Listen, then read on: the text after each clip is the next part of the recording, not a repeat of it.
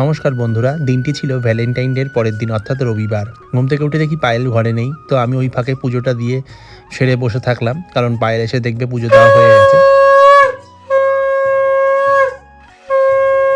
তো দেখতেই পেলে পুজো দেওয়া প্রায় কমপ্লিট হয়ে গেল। পায়েল গেছিলো পড়াতে, ওর কিছু স্টুডেন্টসদের এক্সাম চলছে, ইংলিশ মিডিয়ামের স্টুডেন্টসদের এক্সাম চলছে, তো সেই জন্য ও রবিবারেও ছুটি নেই, ও সকালবেলায় গেছিলো পড়াতে।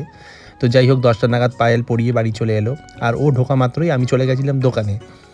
তো রবিবার আমি সাধারণত বাড়িতে থাকি, কিন্তু এই রবিবার আমি গেছিলাম দোকানে, কিছু দরকারি কাজ ছিল ওই জন্য। তো বাড়িতে জলটাও শেষ হয়ে গেছে, তো আসার সময় জলটা নিয়ে আসবো, তাই জন্য জারটা নিয়ে নিলাম। তো পায়েলকে টাটা করে চললাম দোকানের পথে। এবার দোকানের দিকে যাওয়ার পালা, কারণ দোকানে গিয়ে আজকে একটু অনেক কাজ আছে, তো গাড়ি চালিয়ে চলে এলাম দোকানে।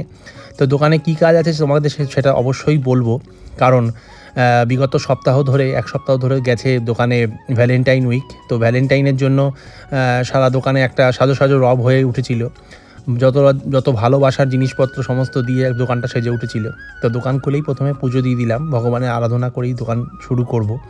তো তারপরে আর কি, ভ্যালেন্টাইন ডে যেহেতু শেষ, তো ওই জন্য তার ভ্যালেন্টাইন ডের জন্য যে সমস্ত জিনিস দোকানে ওঠানো হয়েছিল, সে সমস্ত জিনিস দিয়ে দোকান সেজেছিল, তো সেগুলোর তো দিন এখন শেষ।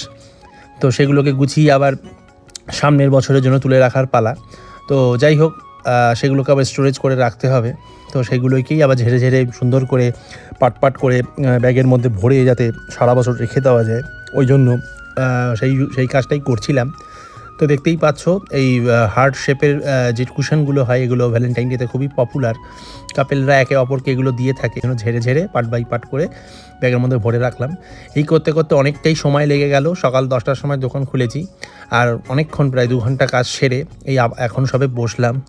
এই এক ঝকমারির কাজ। যখন এসছিলাম তখন বাজে 10টা, আর এখন দেখো 12টা বাজে। তারপর আর কিছুক্ষণ দোকানে থেকে, প্রায় 1টা অবধি দোকানে থেকে দোকান বন্ধ করে চললাম বাড়ির পথে। ওই দেখো সামনে ব্যাগটা নেওয়া হয়ে গেছে, কারণ এটা বাড়িতে নিয়ে গিয়ে রেখে দেবো যত্ন করে। তো বাড়ি ফেরার পথে পায়েল বলে দিয়েছিল, যেহেতু শিবরাত্রি, ও বলেছিল আজকে তার আগের দিন, তো বলেছিল যে একটু সেদ্ধ ভাত খাবে, তো ওই জন্য ঘি নিয়ে নিলাম। আর বাড়ি ফেরার সময় বলেছিল একটু আলু নিতে, তো পায়েলের বলে দেওয়া কথা মতোই আলু নিয়ে নিলাম। তারপর বাড়ি চলে এলাম।